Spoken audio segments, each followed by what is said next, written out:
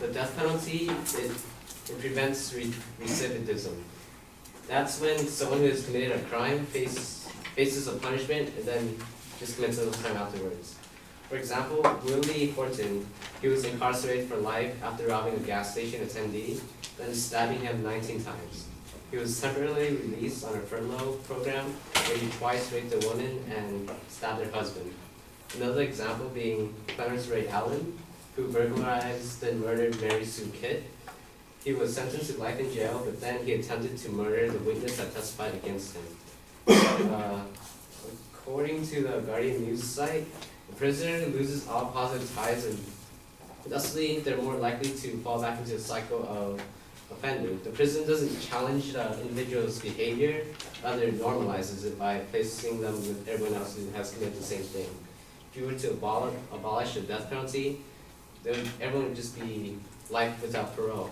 And that wouldn't really try to fix them, rather it just normalized how they act, so then they would be just as likely to commit another crime while in jail. And the death penalty doesn't just serve one purpose, it also solves cases and saves lives. Many prosecutors use plea bargaining, which means promising not to seek the death penalty in exchange for cooperation from a suspect. For example, Pierce County prosecutor Jerry Horn was searching for a 12-year-old Zena Linnell, and time was running out. So he used a plea bargain against a captured suspect, Tarapon Dang Atan, who then revealed her location.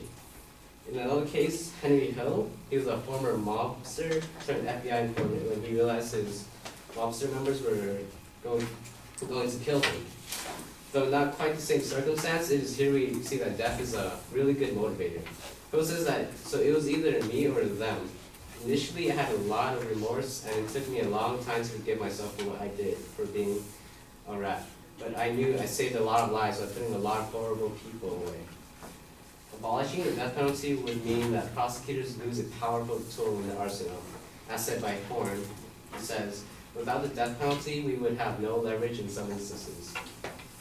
In fact, according to crimereport.org, it's been estimated that well over 90% of criminal cases in the US are resolved by plea bargaining. It shows that if you were to abolish the death penalty, that a lot of prosecutors would lose a really valuable tool that they can use to seek out other criminals and put them to jail. And regarding accuracy and innocence, the death penalty isn't just a blind hand that cuts down people who are just accused of murdering several people. In order to prove that the accused is actually the culprit, DNA testing can be used. According to ThinkQuest's library created by Oracle, regarding DNA testing, it is highly accurate. In one case, the odds that the match was incorrect were 350 million to 1. This makes DNA tests the most accurate piece of scientific evidence a lawyer can have. Clearly, the use of DNA testing is just about as sure as you can get to knowing whether the person is innocent or not. To make things even more airtight, in federal courts, DNA tests are only admissible if they pass the federal rules of evidence and standards and guidelines.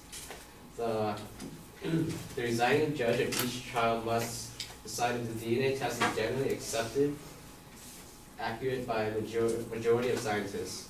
And technology is still improving because as in 1994, Clinton signed the DNA Identification Act, which granted various states to develop new forensic research laboratories. It shows that DNA testing is very accurate. And the people who were freed, those 83 people or whatever, they were freed because they were arrested before DNA testing was becoming more widely used.